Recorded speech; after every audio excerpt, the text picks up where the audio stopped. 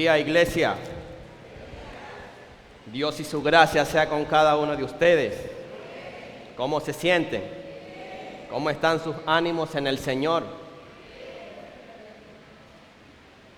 ¿Están bien?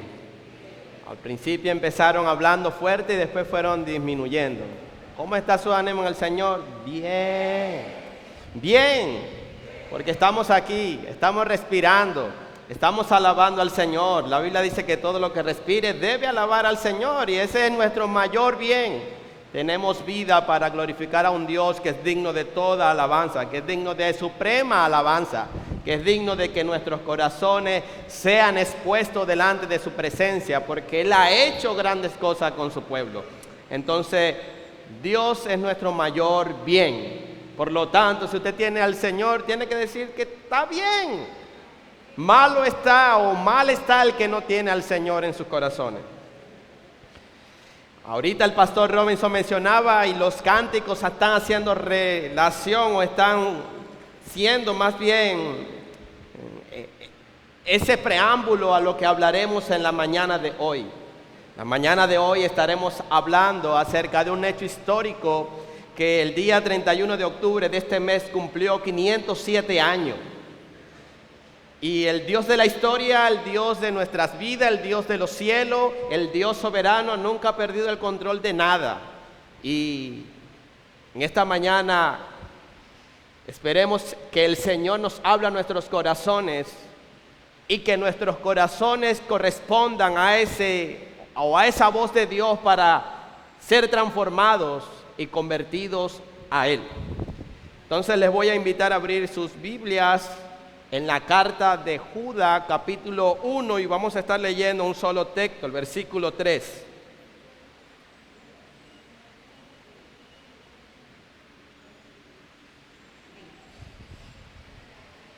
Judas, capítulo 1, versículo 3. Y les voy a invitar a ponerse en pie cuando tenga el texto que vamos a estar leyendo.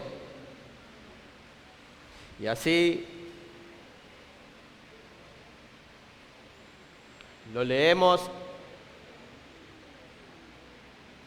en el nombre del Señor. Dice así: amados, por la gran solicitud que tenía de escribirlo acerca de nuestra común salvación, me ha sido necesario escribirlo, exhortándoos que contendáis ardientemente por la fe que ha sido una vez dada a los santos.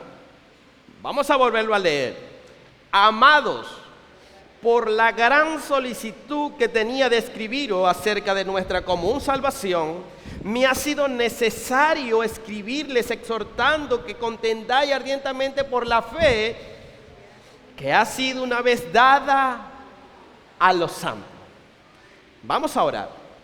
Señor Dios del cielo y de la tierra, a ti damos gloria, honor, a ti damos toda nuestra alabanza y adoración, Señor.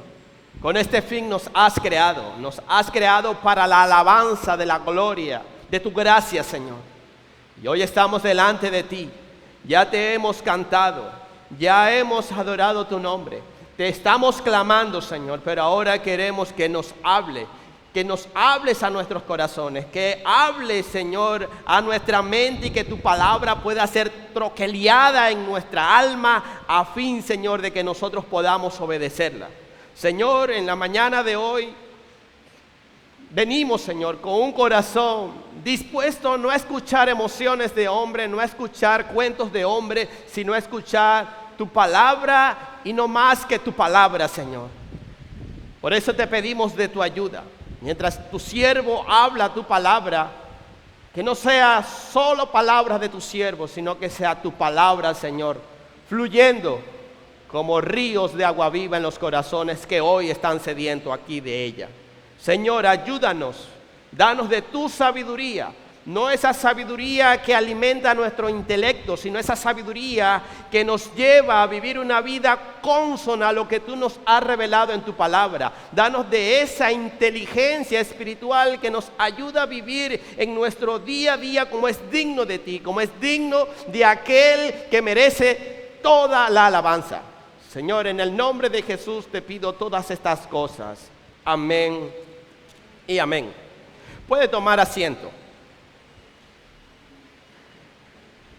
Les decía hace un rato que uno de los acontecimientos históricos a través de todos los tiempos después del siglo XVI que más ha impactado la iglesia, ha impactado la sociedad, la cultura, incluso la política, ha sido la Reforma, que comenzó con Martín Lutero, pero que hubieron otras personas que de alguna manera hicieron mucho, como Juan Hus y como otros que no voy a mencionar.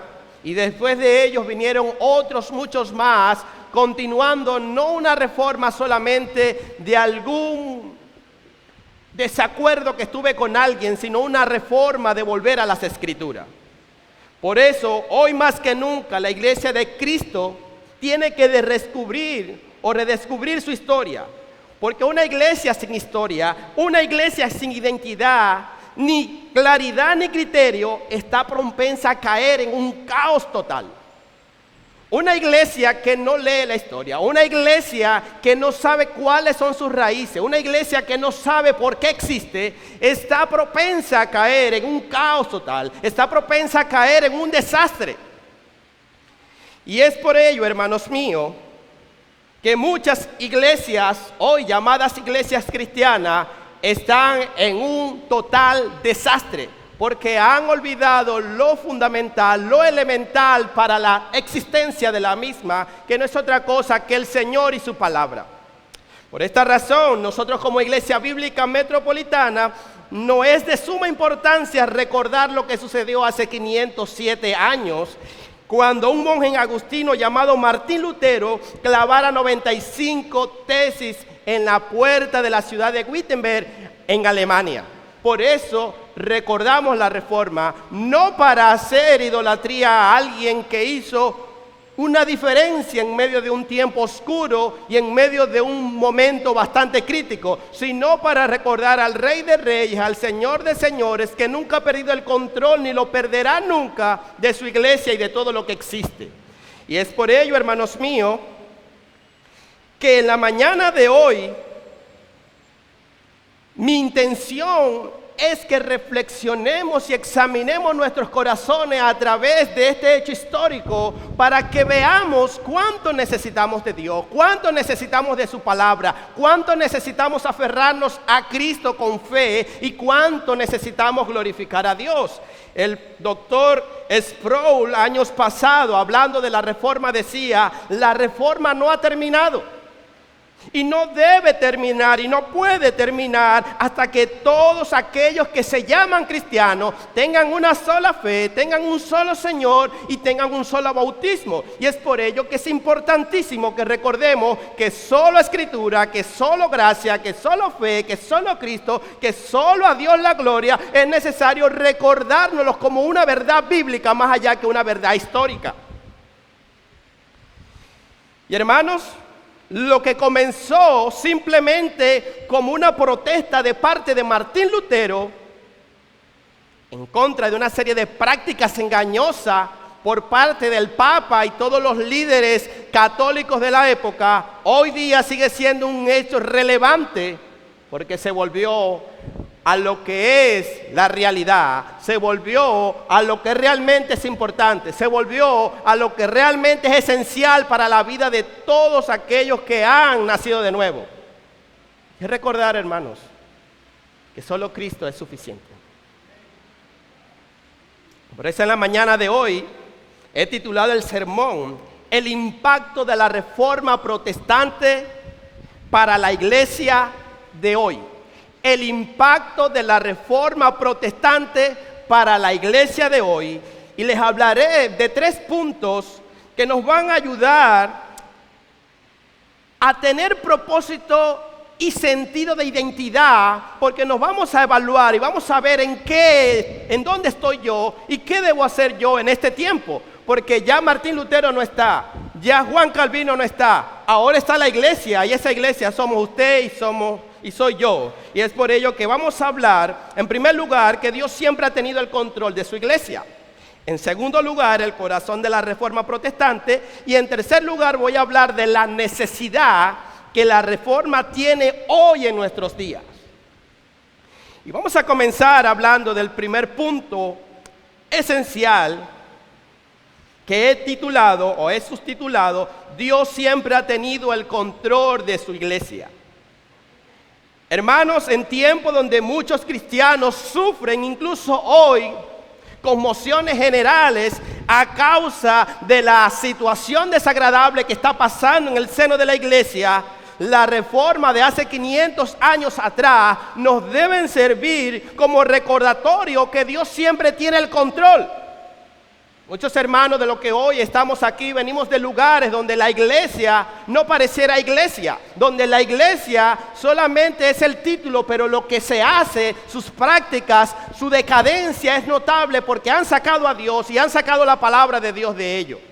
Y es por ello que así como en los tiempos de la Reforma, en los tiempos de Martín Lutero y antes, había una necesidad de la palabra de Dios y parecía que Dios se había olvidado de aquella gente. No, aquel que inspiró la Escritura, aquel que dejó su palabra y sus promesas, ha dicho en Mateo 16:18, sobre esta roca edificaré mi iglesia y las puertas del Hades no prevalecerán contra ella. Hermano, Dios siempre ha tenido el control. Nada ni nadie podrá con la iglesia, ni el mismo infierno. ¿Y por qué no va a poder? Porque Dios así lo ha dicho. Hermanos, la situación en la iglesia del siglo XVI era de continua decadencia. Se veían cosas inimaginables. Su testimonio no era conforme a aquella iglesia que Cristo había prometido santificar, purificar, lavar, a fin de presentársela a sí mismo, como lo dice el apóstol Pablo en Efesios capítulo 5:27. No obstante, la corrupción, la avaricia, la codicia, el oscurantismo y el olvido de las Escrituras y poner a Dios de lado era lo que distinguía y caracterizaba a la iglesia del siglo XVI. Y usted dirá, bueno, ¿y qué hacía Cristo? ¿Qué hacía Dios? ¿No es su iglesia? ¿No es aquella iglesia la que no iba a ser destruida por nada ni nadie? ¿Dónde está Cristo aquí? Muchas personas pudieron especular o pudieron pensar así en aquel siglo, pero hermano, Jesucristo no estaba de manos cruzadas o de brazos cruzados. No, el dueño y amo de la iglesia hizo algo, y es por ello que levantó hombres como Martín Lutero, como Juan Calvino, para dar un golpe a la mesa y decir: aquí está el Señor. La palabra de Dios debe ser expuesta con fidelidad. La sola fe debe ser necesaria y suficiente para que el pecador pueda ser recibido por Dios, porque no es algo que usted y yo podamos hacer, es solamente el sacrificio de Cristo en la cruz, aquel acto sustitutorio que nos puede hacer acepto ante el amado, porque ahora Cristo es nuestro sustituto. Nosotros le damos nuestros pecados a Él y Él nos da su justicia, y es solamente por la fe que eso se obtiene. Entonces Martín Lutero y muchos otros dijeron: así es que debe ser, no necesito caminar de rodillas por la basílica de Roma o alguna basílica de la misma para poder obtener mi salvación. Es solo por fe. Y hermanos, hoy más que nunca el contexto de la Reforma, que fue hace 507 años, la debemos recordar a la luz de aquella visión que vio el profeta Isaías en el capítulo 6, versículo 1 de su libro. El profeta Isaías dice: vi yo al Señor sentado sobre su trono alto y sublime, y su manto llenaba el templo. ¿Y por qué le digo que esto debe ser puesto en el contexto de la Reforma de hace 500 años hoy en nuestros días? Cuando nosotros leemos el contexto de Isaías capítulo 6, el profeta estaba y el pueblo estaba preocupado. Había muerto el rey Usías, quien había reinado por 52 años y este ha fallecido. El pueblo está afligido. El pueblo no sabe qué va a pasar con el futuro. El pueblo no sabe qué va a pasar con su vida de ahora en adelante, porque no sabe quién va a sustituir al rey Usías y quién va a asumir el compromiso, la responsabilidad de la nación como él lo había hecho. Y es allí donde Dios se le place presentársele en visión a Isaías, donde éste lo veía en un trono alto y sublime, al Rey de Gloria sentado en su trono, y no como allí parado, sentado, haciéndole ver a Isaías: a mí no me interesa lo que a ustedes les haya pasado, a mí no me importa su situación, si ustedes están tristes, eso es problema de ustedes. No, Dios estaba allí diciéndole: yo estoy al control, yo soy el Dios soberano, yo soy el que sostengo sus vidas, yo soy el que sostengo su pueblo, por lo tanto no tema, yo soy el que gobierno. Y esa visión hoy más que nunca debería traer a nuestras vidas seguridad, debería de traer a nuestras vidas esa confianza de que Dios, nada de lo que pasa está fuera de su control. Lo que está pasando en nuestra familia, lo que está pasando en la situación país, lo que está pasando a través del mundo, no es algo que se ha escapado del control soberano y absoluto de Dios. No, así como en el siglo XVI, ese tiempo no se le escapó de las manos a Dios, este tiempo tampoco. Así como hace 2000 años, cuando crucificaban al santo, aquel que era realmente santo, no se escapó del control de Dios. Dios siempre ha tenido el control. Hermanos, el Dios alto y sublime que Isaías vio sentado fue el mismo Dios que le dijo o usó a Martín Lutero, intervino a la iglesia que estaba en decadencia. Y es el mismo Dios que va a intervenir en nuestros días y que está interviniendo. No es el que va a intervenir, el que está interviniendo. Hermanos, Lutero era el precursor de una verdad que debía ser proclamada, anunciada, enseñada, recordada por los que no la estaban haciendo. Era la iglesia, y es la iglesia el único ente capacitado, delegado y encomendado por Dios para hablar de la palabra de Dios. Es el único ente, nadie más tiene tal misión. Y cuando hablo de esto, hablo de usted y de mí también. Solamente nosotros, los que hemos creído en Cristo, los que hemos sido llamados a su redil, los que somos iglesia, somos los únicos capacitados por Dios para hablar de su palabra y ver a las almas convertirse al Señor.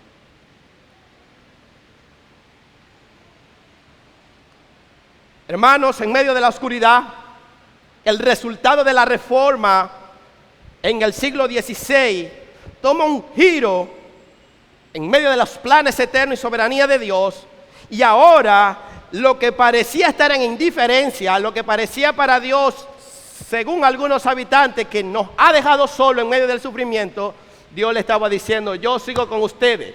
Mi palabra dice: y yo estaré con ustedes todos los días hasta el fin del mundo. Y eso se lo dijo a la iglesia. Y la iglesia estaba volviendo a lo que Dios le había dicho, volviendo a sus raíces, volviendo a ese patrón que Dios le había dejado, que no es otro que su palabra, para que vivieran en obediencia a Él. Y vemos, hermanos, que a partir de ese momento, a partir de los 500, o no 500 años, sino de aquel día, 31 de octubre, cuando Martín Lutero clavó las 95 tesis, que su intención, por cierto, nunca fue reformar la iglesia, nunca fue dividir la iglesia. Por el contrario, era una necesidad que él sentía, era algo que sentía poner allí para ir en contra de la indulgencia y algunas prácticas de la iglesia católica. Se convirtió en un impacto para todas las vidas sociales, económicas, culturales y religiosas. Y aquí podemos ver Dios actuando nuevamente. La intención de Martín Lutero no era reformar la iglesia, pero la de Cristo sí.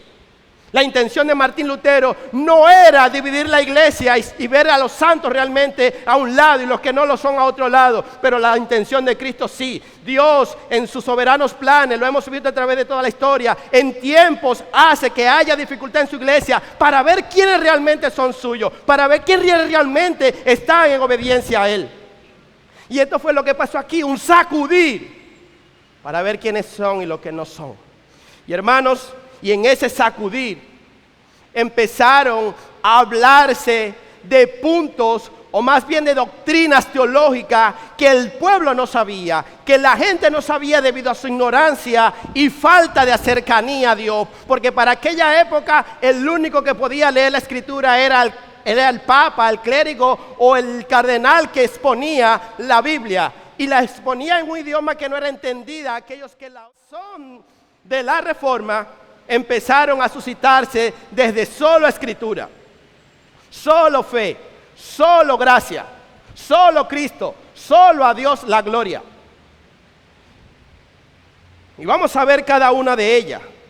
Y es necesario recordar un poquito la historia, más allá de lo que les he dicho, para que podamos entender el contexto en el que vivía aquella época la iglesia. Y en la época medieval, hermanos, la iglesia católica había socavado la autoridad de las escrituras. Había puesto la escritura por debajo y había realzado lo que ellos llamaron la tradición o también. En medio de que la escritura había sido echada de lado, que solamente se podía ver como una reliquia en los conventos y en lugares religiosos, ahora la Biblia, los reformadores la traen a la mesa y dicen ello debe ser la centralidad de todo. Hasta el día de hoy los católicos tienen el púlpito a un lado y por eso los reformadores dijeron: el púlpito debe estar en el medio porque la palabra de Dios debe ser el centro. Ya hemos adorado a Dios, pero ahora necesitamos escuchar a Dios. Y en aquel tiempo de los apóstoles hubo un hombre que no quiso dar gloria a Dios llamado Herodes. ¿Qué pasó con él? La Biblia dice que lo comieron los gusanos por no dar gloria a Dios. Y ahí los reformadores estaban rescatando del hoyo cenagoso, de aquel lugar oscuro, la palabra que es viva y eficaz, la palabra que es inerrante, la palabra que es suficiente, la palabra que todo ser humano debe conocer, escuchar para ser salvo. La revelación de Dios puede regular la vida del creyente. Es por ello que hay un acontecimiento histórico en el año 1521 donde en la dieta de Worms investigan a Martín Lutero, más bien lo interrogan. Y estaba siendo llamado a que se retractara de aquella tesis que había escrito. Retráctate y te dejamos tranquilo. Olvida lo dicho y te dejamos quieto. Pero Martín Lutero, en frente del Papa, en frente de mucha gente que podía quitarle la vida, dijo las siguientes palabras: al menos que se me convenza mediante testimonio de las escrituras y claros argumentos de la razón, porque no le creo ni al Papa ni a los concilios, ya que está demostrado a que a menudo han errado y se contradicen entre ellos. Estoy vencido por los textos de las Sagradas Escrituras que he citado y mi conciencia está ligada a la palabra de Dios. En otras palabras, no me voy a retractar. Digan lo que digan, quítenme la vida si quieren, pero lo que Dios puso en mi mente, en mi corazón, no me voy a retractar de ello. Esa es la verdad y no más que la verdad. Todos ustedes son mentirosos y sea Dios veraz y todo hombre mentiroso, como dice la Escritura. Y hoy más que nunca es necesario anunciar esta verdad. Hoy más que nunca es necesario volver a las Escrituras. Es necesario reformarnos y reformar la iglesia, reformar la sociedad, porque la decadencia y la carencia que hay en el mundo hoy es precisamente porque han dejado la palabra de Dios de lado. Hermano, la reforma retomó las Escrituras. La reforma colocó la palabra de Dios en el lugar que debe. Ellos estaban convencidos que la palabra fue inspirada por Dios y es la única útil de enseñar, redarguir, corregir, instruir en justicia, a fin de que el hombre de Dios sea capacitado, sea maduro para toda buena obra. Ellos estaban convencidos que la palabra de Dios es la única que puede transformar el alma y hacer sabio al sencillo. Ellos estaban convencidos que la palabra de Dios es recta, es infalible. Ellos estaban convencidos de eso. Y hay una pregunta que me genera todo esto. Hoy día como iglesia, ¿está usted y estoy yo convencidos de esa verdad que inundó el alma de los reformadores? ¿Es la palabra de Dios la máxima autoridad y es la palabra de Dios aquella fe práctica en tu vida?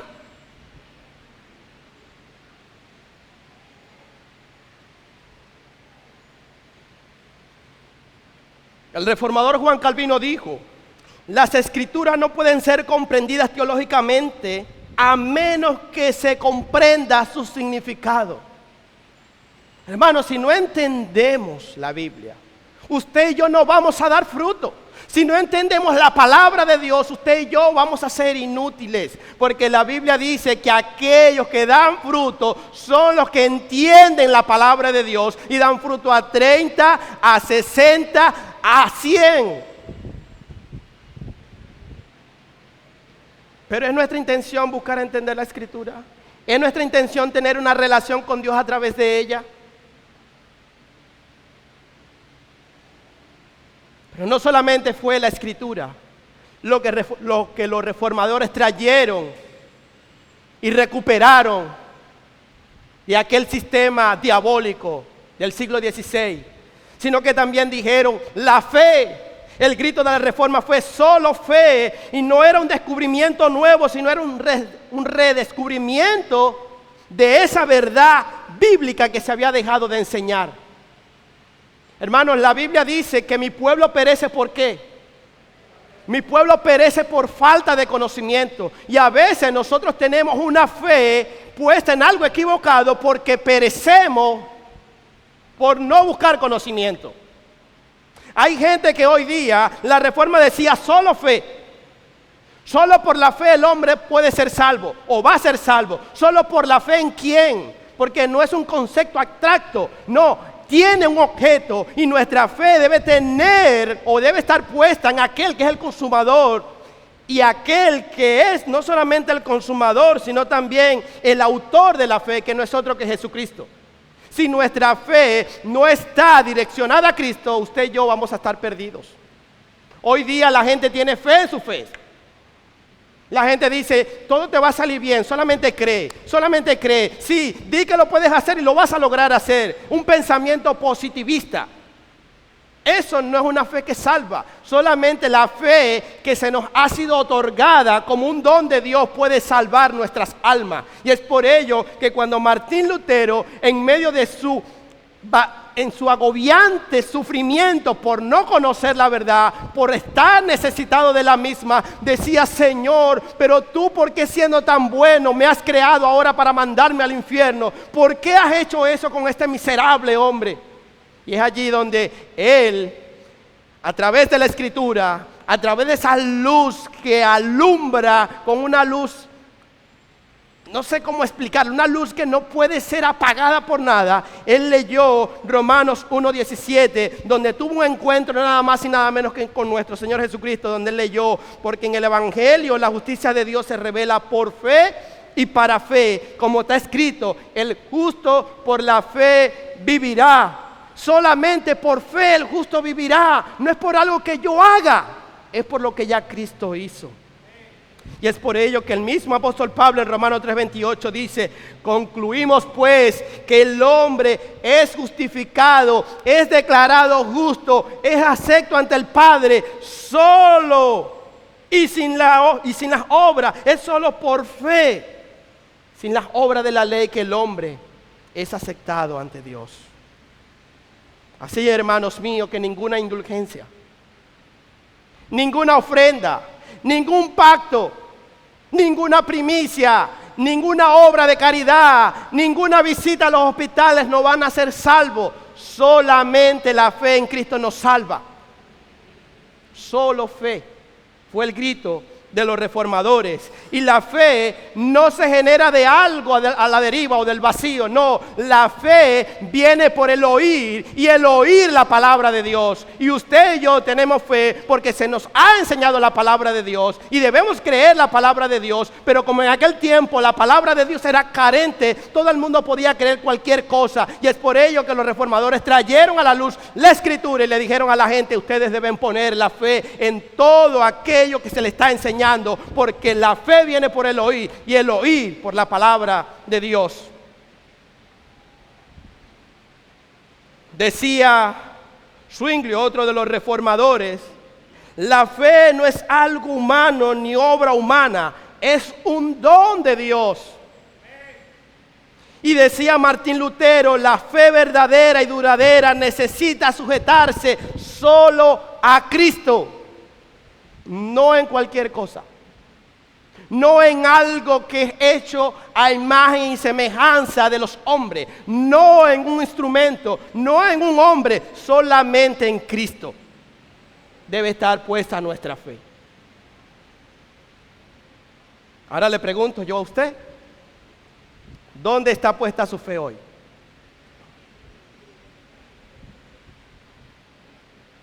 ¿En aquel que le prometió que le iba a dar algo mañana? ¿En aquel que le ofreció un mejor empleo? ¿En que en enero las cosas van a cambiar? ¿En que lo que necesitamos es un cambio de personal? ¿O estás poniendo tu fe en Cristo? Pero los reformadores dijeron, no solamente la Escritura que debemos recuperar, Dios mismo hablando a través de ello. No es solo la fe en Cristo, sino también ver que aquel que tiene el poder, la autoridad y las pruebas suficientes, las pruebas suficientes sí para destruirnos, matarnos, condenarnos al infierno, ahora también nos ha dado de su gracia. Y los reformadores dijeron, la salvación es un don de Dios, por tanto es algo que el pecador recibe de forma inmerecida, basada solo y absolutamente en Cristo, alcanzado durante su vida, muerte y resurrección. Solo gracia ha sido descrita como la bondad inmerecida de Dios, todo a costa de nada, para aquellos que no merecían nada. Los reformadores dijeron, nada de lo que usted y yo hagamos puede comprar el favor de Dios. Solamente ese regalo de Dios para ustedes, solamente esa salvación es obtenida por el puro afecto de su voluntad y de quien Él quiera darla. Y pudiéramos ilustrar la gracia de muchas maneras, pero la voy a ilustrar de esta manera. Póngase usted a pensar en uno de sus hijos pequeños, de sus hijos, cualquiera. Y el niño se porta muy mal. Según usted, como padre, ¿qué merece su hijo? Su hijo merece castigo. Pero ponga que usted no le da el castigo que él merece, sino que le pregunta, hijo, ¿cómo tú crees que te comportaste? Y él le responde, papá, me comporté mal. ¿Y qué mereces por eso, hijo? Papá, merezco que me regañes, que me pegues, que me disciplines. Pero está bien, hijo, yo no lo voy a hacer. Vente para acá, tranquilo, no ha pasado nada. Y no solamente me lo llevo y no le doy lo que merece, que eso se llama misericordia, sino que ahora lo saco al parque y le compro un helado y le digo, toma, hijo, toma este helado, disfrútalo y si quieres más me avisa. Hermano, eso fue lo que hizo Dios con nosotros. Nosotros merecíamos el castigo, merecíamos su ira, merecíamos ser condenados para siempre y alejados de Él. Pero Él no nos ha dado lo que merecíamos, nos ha dado su misericordia. Y no solamente nos dio su misericordia para no darnos lo que merecemos, sino que nos regaló a Cristo para que por medio de Él ahora seamos salvos. Y es por ello que Efesios capítulo 2:8 dice, porque por gracia soy salvo por medio de la fe. Y esto no es de nosotros, es un don de Dios. Bendita la gracia de nuestro Señor Jesucristo.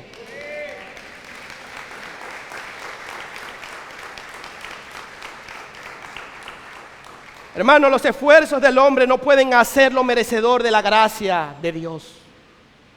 En los tiempos de Martín Lutero, hubo un famoso vendedor de indulgencia llamado Johann Texel que decía en su campaña de recolección de fondos para la contribución de la Basílica de San Pedro lo siguiente: tan pronto caiga la moneda al fondo del cofre, un alma saltará del purgatorio y será salva. ¡Qué mentira! Y eso nos asombra, pero hoy día mucha gente dice, pacta, comprométete con Dios para que tu familia sea salva. ¿No es lo mismo? Si la Biblia dice que es por gracia, es por gracia. No hay nada que usted y yo podamos hacer para recibir el favor de Dios. Solamente aquel Cristo bendito lo pudo hacer. Solamente Cristo.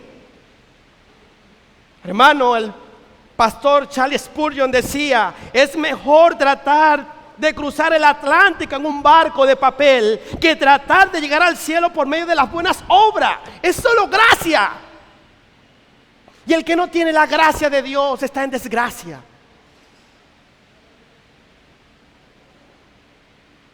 Solo escritura, solo fe, solo gracia. Ahora viene solo Cristo. Y hay un corito que dice: solamente en Cristo, solamente en Él, la salvación se encuentra en Él. Y no hay otro nombre dado a los hombres en que podamos ser salvos. Y esa fue la proclama de los reformadores. Solamente en Cristo significa que solamente la salvación está en Él. Y solo en Él. Y excluye otro camino que el mundo o la gente pueda crear. Juan, o más bien Hechos capítulo 4 versículo 12 dice: y en ningún otro hay salvación, porque no hay otro nombre bajo el cielo dado a los hombres en que podamos ser salvos. Solamente Cristo salva. No hay María, no hay santo, no hay nada que podamos hacer que nos salve, porque Él dijo, y así es: yo soy el camino, la verdad y la vida, y nadie viene al Padre a través de mí. O sea, es solo por Cristo que usted y yo vamos a ir al cielo. Y todo aquel que no tiene a Cristo lamentablemente será condenado, porque la Biblia dice que Él amó tanto al mundo que dio a su Hijo para que todo aquel que cree en Él sea salvo y tenga vida eterna. Pero el que no cree ya ha sido condenado. El que no cree en Cristo está condenado, porque solamente en Él hay salvación.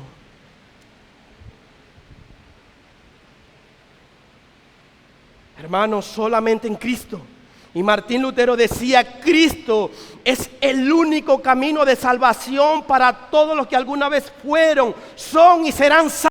Él es el único camino. Y también lo decía Spurgeon: un Salvador como Cristo es la única esperanza para un pecador como yo. Y eso es lo que nosotros debemos decir hoy. Solamente Cristo puede salvar a un pecador tan malo como yo, tan lleno de pecado como yo, tan digno de la ira de Dios como yo. Solamente Cristo.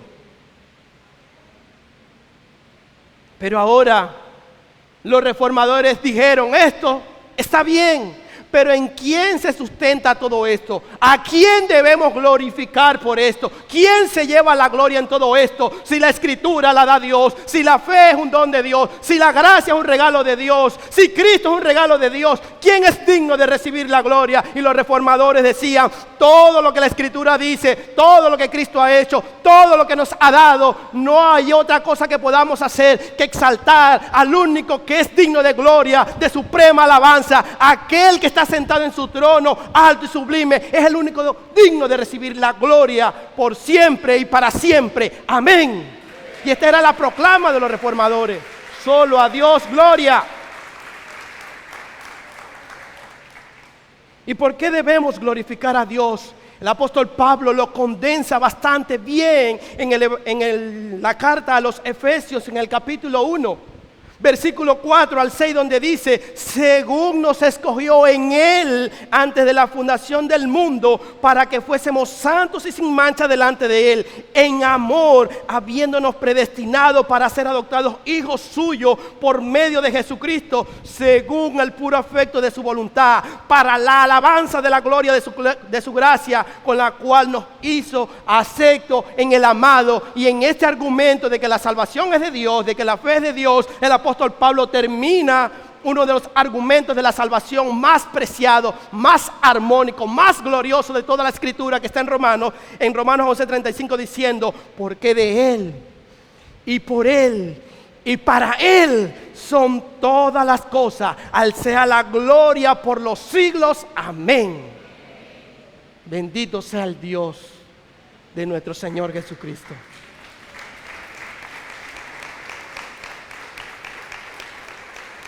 Sin embargo, hermanos míos, cuando yo pienso en esta verdad, no puedo negar que me emociono, no puedo negar que me lleva a ver al cielo y decir: Señor, gracias. Pero también esto me lleva a pensar en tantos movimientos apostólicos y proféticos de la actualidad, donde el hombre está buscando su propia gloria, donde el egocentrismo, donde la vanagloria es lo que está reinando hoy. Incluso nosotros mismos como creyentes estamos pendientes de lo nuestro propio, estamos pendientes que lo nuestro es lo que se ha dado a conocer, estamos pendientes que lo que hagamos sea lo que la gente alabe y exalte y publique y diga de nosotros. Con eso estamos quitándole la gloria a Dios. Y la Biblia dice que Dios no comparte su gloria con nada.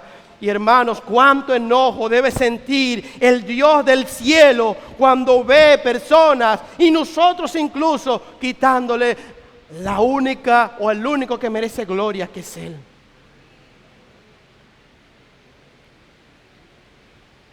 Hermanos, Él nos creó y nos salvó, como dijo Juan Canos o John Canos en una de sus frases solemnes. Él nos salvó y el principal propósito del hombre es glorificar a Dios y gozar de Él para siempre.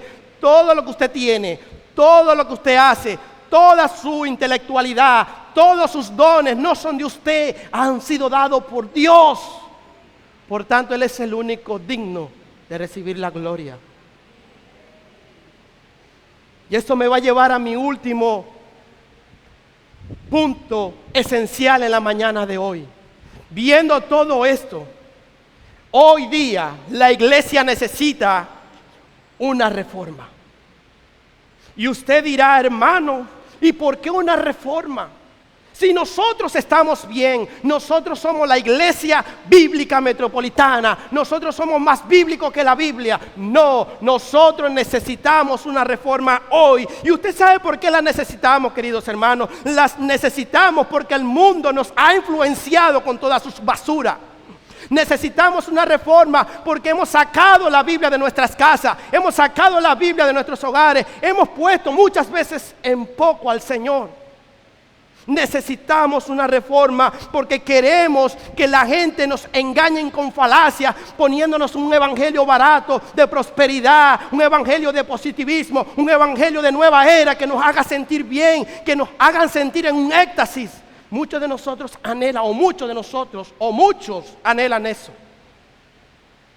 Hermanos, necesitamos una reforma porque si hacemos la comparación del siglo XVI en que los reformadores se levantaron y pusieron su voz y enarbolaron la bandera de la Biblia, de la sola escritura, de la sola fe, de solo a Dios gloria, la necesitamos enarbolar hoy día. ¿Y saben por qué? Porque en el siglo XVI los católicos vendían para perdonar pecado y asegurar la vida eterna indulgencia. Y hoy día lo que se llama iglesia no está vendiendo indulgencia, pero dice que la bendición de Dios es a cambio de pactos y de dinero y diezmo. Por eso necesitamos reformarnos hoy, para no ser engañados y para sacar del engaño a muchos. Pero no solamente esto, sino que también en el siglo XVI el Papa era incuestionable, era infalible y nadie le podía decir nada. Hoy día los llamados apóstoles, falsos pastores, sin maestros y profetas, dicen que no le puedes cuestionar nada porque si no te estás metiendo con el ungido de Jehová. Hermanos, la iglesia de hoy necesita ser reformada porque el clero en la antigüedad, en el siglo XVI, vivía de la opulencia y los lujos, mientras que la gente vivía en la miseria. Pero esto no está desligado a la del siglo XXI, donde muchos pastores viven una vida de avaricia, de codicia, lleno de dinero que recolectan de los filigreses. Y tienen grandes casas, tienen grandes carros, pero la población cristiana que los alimenta está en miseria. La iglesia de hoy necesita una reforma, porque no se está predicando el evangelio. Hoy día se lee un texto de las escrituras, se cierra la Biblia y empiezo a hablar de mis emociones, empiezo a hablar de lo que Dios me ha revelado, empiezo a hablar o empiezan a decir que tuvieron un sueño y han sustituido la verdad de las escrituras o la han puesto a la misma altura de la palabra de Dios. Y tristemente tengo que decirlo, hay gente entre nuestra fila que cree más en un sueño que lo que la Biblia dice. Y Martín Lutero dijo, si un sueño o una revelación o una visión no se encuadra con la escritura o no conecta con ella, así haga llover milagros, no la escuche, deséchala, es basura. Por eso necesitamos una reforma. Usted no necesita ser sano de una dolencia, aunque pueda ser posible que sí sane. Usted necesita un cambio de corazón. Usted necesita volver a los principios bíblicos y necesitamos, usted no, yo también necesito volver a los tiempos bíblicos, a vivir una iglesia avivada por la palabra, porque es la palabra de Dios la que nos va a vivificar, es la palabra de Dios la que nos va a animar, es la palabra de Dios la que va a avivar nuestros corazones y lo va a poner a arder, así como pasó en los tiempos de la Reforma. Pero debemos hacer algo, hermanos míos. Necesitamos hacer algo con urgencia. Y eso que necesitamos hacer no es un show para que la gente y familia venga. Lo que necesitamos hacer no es, hermanos míos, un espectáculo religioso para que las emociones sobresalten. No, hermano, usted y yo necesitamos volver a la Escritura. Usted y yo necesitamos sentarnos con nuestros hijos a estudiar la Escritura. Mucha de la rebeldía, mucha de la desobediencia en casa es por falta de la palabra de Dios. Y yo no sé si usted esté de acuerdo conmigo, pero necesitamos a Cristo y solamente a Cristo. Fuera de Él estamos perdidos. Fuera de Él andamos, como dice el mismo apóstol Juan, o lo dice el mismo Jesús: separados de mí nada podéis hacer. Necesitamos una reforma porque necesitamos vivir más para Cristo. Hermanos, necesitamos a Cristo urgentemente lo necesitamos. Y ahora usted dirá: bueno, yo me siento bien, pastor, yo estoy bien, a mí no me pasa nada de eso que usted está diciendo. Yo tengo la palabra de Dios como el centro de mi vida. Yo tengo a Cristo como el centro de mi existencia. Amén. Bueno, tú que eres así, tú que te sientes así, bueno, debes hacer algo también. Y lo debes hacer con urgencia, porque en estos tiempos terribles y difíciles debemos hacer algo también.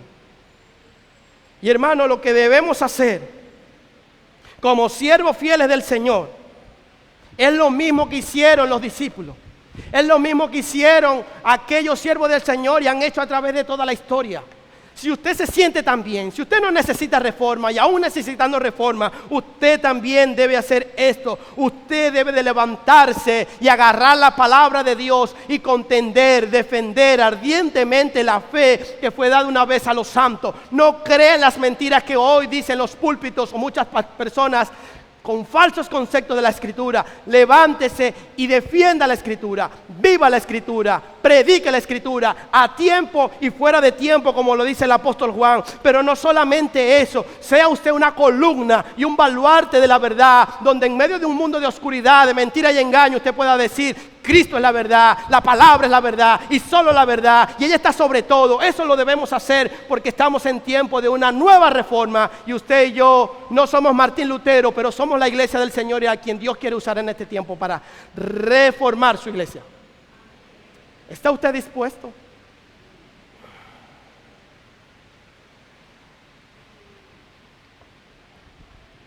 ¿Quién dice heme aquí, Señor?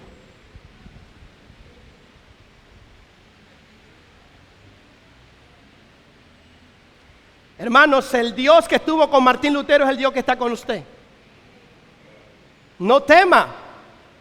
La Biblia dice que el que quiere ganar su vida, la perderá. Pero el que la dé a Él, o el que la exponga por Él, o el que la pierda por Él, la obtendrá, hermano. Hermanos, la iglesia de hoy está llamada a volver a los principios de las Escrituras. Y usted y yo, si somos iglesia, debemos hacerlo. No mañana, no el año que viene, no después del 10 de enero, no, es ya. Hermanos, oremos y confiemos en medio de tantas cosas feas que el Dios del cielo ha dicho que ni las puertas del Hades podrán, o del infierno podrán contra la iglesia. Hermano, pero para creer eso hay que estar en Cristo. Para vivir conforme y confiado a eso debemos estar en Cristo. Y quiero concluir diciéndole: la reforma protestante no es algo que debemos recordar, o más bien decir, bueno, la reforma protestante del 31 de octubre de 1517 es donde un monje clavó un clavo con 95 tesis en una puerta de madera. No recuerde la reforma protestante de esa manera. Hermano, recuerde la reforma protestante como algo que debe ser recordado por la iglesia todos los días a fin de que ésta vuelva a entender que Dios está al control de todo, para que ésta vuelva a entender que la palabra de Dios está por encima de todo, para que ésta vuelva a entender que las palabras de Dios o las promesas de Dios son fieles y verdaderas, para que ésta pueda entender que los planes de Dios son indestructibles, para que ésta pueda entender que Dios siempre va a alumbrar en medio de las tinieblas, y para que ésta pueda entender que ella es el único vehículo, el único medio que Dios va a usar en este mundo para transformar las almas, para transformar a los inconvertidos, para transformar a tu familia para la gloria y honra del Señor. Pero debemos hacerlo. Nuestra familia necesita de Cristo como la necesita nuestro vecino. Y solamente usted tiene la responsabilidad delante de Dios de hacerlo. Predique a Cristo. Pero me van a ver feo. Predique a Cristo. Pero me van a decir cosas feas. Predique a Cristo. Viva para Cristo. Recuerde, es la palabra de Dios la única que puede generar fe en aquello que usted le predica. No es usted, es Dios. Y la palabra de Dios dice en Isaías capítulo 55 que Dios, a esa palabra que Él envió, así como cae la lluvia y riega toda la tierra, así va a ser su palabra. Ella no va a volver a Dios vacía, sino que hará que ésta produzca los frutos en aquellos a quien fueron enviadas. Eso es glorioso. Por tanto, predica la Biblia. Predica a Cristo. Un siervo escribió lo siguiente: la reforma tuvo su auge en su máxima expresión, no con uno, sino con 3 clavos, no en una puerta de madera, sino en una cruz de madera, en lo alto de un monte a las alturas de Jerusalén. No hace 507 años, sino hace 2000 años. Y no por un monje agustino, sino por un judío de nacimiento, prometido desde la eternidad, falsamente acusado y voluntariamente entregado según el determinado y anticipado consejo y conocimiento de Dios el Padre. Allí no se clavó un papel con 95 tesis. Allí el mismísimo, santísimo y eterno Hijo de Dios fue clavado, considerándolo su Padre como culpable, como el autor de todos nuestros pecados, rebeliones e iniquidades. La frase consumado es, terminaron o fueron propicias para que el completo o la completa obra de redención y la inauguración de un mejor y eterno pacto en Él se hiciera posible. Allí en la cruz, no en la puerta de Wittenberg, sino en la cruz, fue donde nosotros fuimos sustituidos por Cristo, y allí lo que perdimos con la transgresión y desobediencia de Adán, lo ganamos con creces en aquel que es verdadero y el único y real Adán, aquel que es Cristo, aquel que no solamente dio su vida, sino que ahora es la cabeza de la iglesia y quien la sustenta y continuamente la está rediseñando progresivamente a través de la santificación para que sea la imagen misma de Él. Él, ese Cristo, el único, al que está vivo, el que la gente pensó que murió, pero que resucitó al tercer día, que ascendió a los cielos y hoy está sentado a la diestra del Padre, sea la gloria, el honor, la magnificencia por los siglos de los siglos, porque Él es el que tiene la llave de la muerte, y no solamente de la muerte, sino del Hades y del infierno. Él es el que gobernará por los siglos de los siglos. Él es el único y el único supremo digno de adoración, de alabanza y exaltación. Él es el único que debemos predicar a tiempo y fuera de tiempo. ¿Qué vamos a hacer con un Dios como el nuestro? Y el apóstol Pablo diría, vamos a hacer a un Dios o a ese Dios como el nuestro, lo único que debemos hacer, que es glorificarle y decir al Rey de los siglos, inmortal, invencible, al único y sabio Dios, sea honor, gloria por los siglos de los siglos. Y su iglesia dice, amén. Él es el único.